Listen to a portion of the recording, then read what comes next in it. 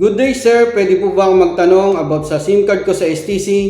Kasi may kapareho po akong number, nag-register ako sa STC Pay. Hindi siya makapasok kasi daw may kaparehas po akong number.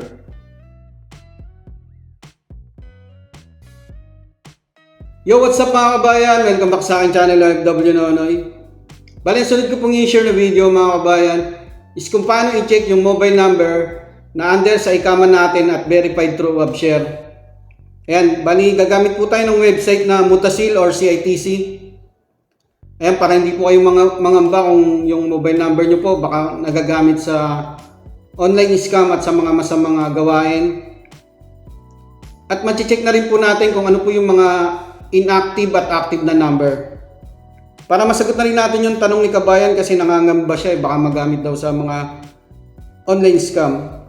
Ayan, good day sir. Pwede po ba ako magtanong about sa SIM card ko sa STC? Kasi may kaparehas po akong number, nag-register ako sa STC Pay. Hindi siya makapasok kasi daw may kaparehas po akong number. Another registration with the same mobile number already exists. Please contact call center if you think there's problem. Shoutout po sa inyo kabayan. Wide A ba to? Maraming salamat po sa tanong nyo. And mga kabayan, pag naka-experience po kayo ng ganito na sa tingin nyo parang yung mobile number nyo is nagagamit sa ibang tao, yan, i-check po natin sa Mutasil. At saka gagamitin nyo po sa pag-register online transfer apps yung na-register nyo po sa WebShare. For example, may dalawa kayong number. Yung isang number nyo po na ni-register sa WebShare, yun po yung gagamitin nyo sa pag-register. Okay, simulan na po natin. Ayan, punta lang po tayo ng Google. Search lang po natin dyan CITC. Ayan, sa unahan. Ito yung Communication and Space and Technology Commission. Click nyo po itong tatlong guhit sa taas. Tapos Services. Tapos ito naman Complaints. Pag naka-Arabic po yan, click nyo yan tatlong guhit ulit. Tapos itong globe, pindutin nyo yan 2 beses yan hanggang mag-English na yan. Tapos start the service. Tayo nyo lang. Ayan, dapat may napat na po kayo nakakapag-register na kayo sa napat. Enter nyo lang dyan yung ikama number.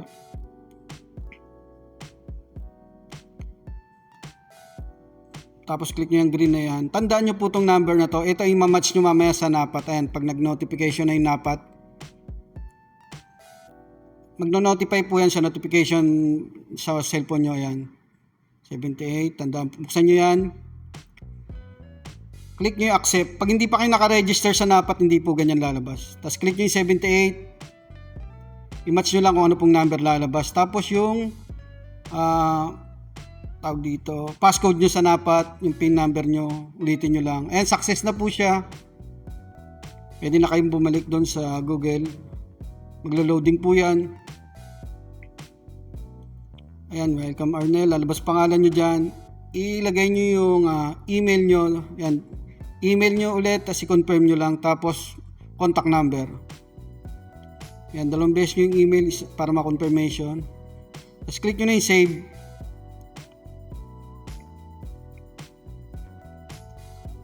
Tapos magsisend ng OTP sa mobile number na ni-register natin. Ayan, CST. Ang dahil po pala nagdoble na kasi pinindot ko ng pinindot eh. Lagay nyo lang yung pinaka-latest na code. Ayan, sa taas, 9451. Pag na-doble nyo yung pindot.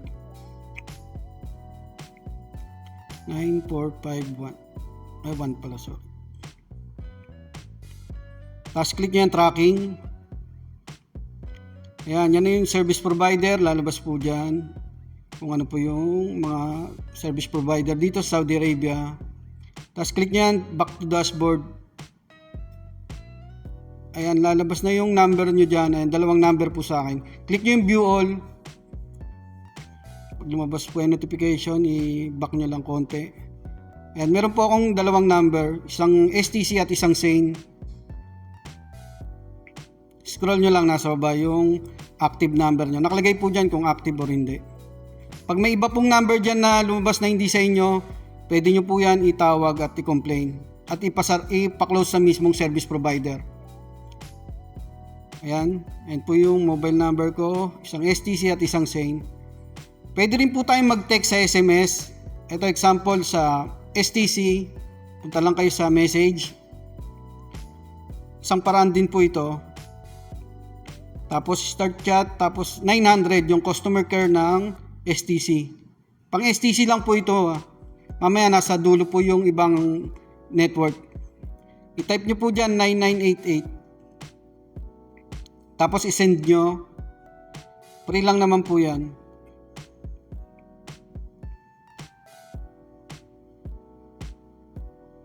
Ayan po yung nakalist na kung ilan STC number nyo, meron akong isa at verified.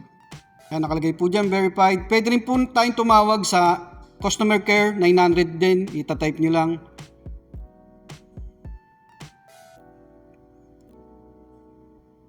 Ayan, tawagan nyo lang yung 900, free lang din po yan.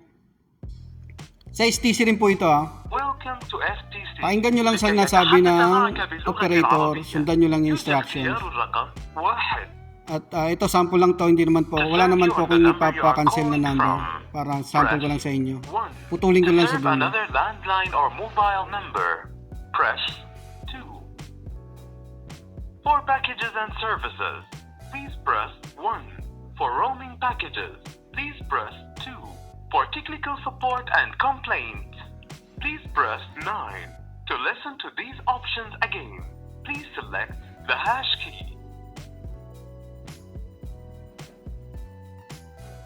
For our customer service agent, i-off ko na po mga kabayan kasi wala naman akong i-complaints.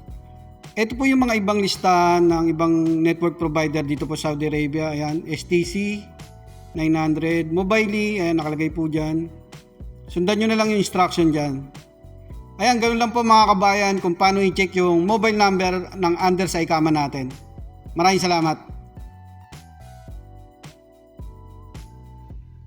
Ayun kabayan, sana nasagot ko po yung katanungan mo. At sa mga iba pa po nating kabayan na may mga tanungan, message or comment lang po kayo sa aking YouTube channel at Facebook page, OFW Nonoy. Lagi ko pong pinaalala, mag-iingat po palagi sa paggamit ng online transfer app at digital bank. Lagi nyo pong isisecure yung mga details nyo at ang OTP, huwag nyo pong ibibigay kahit kanino. Maraming salamat po.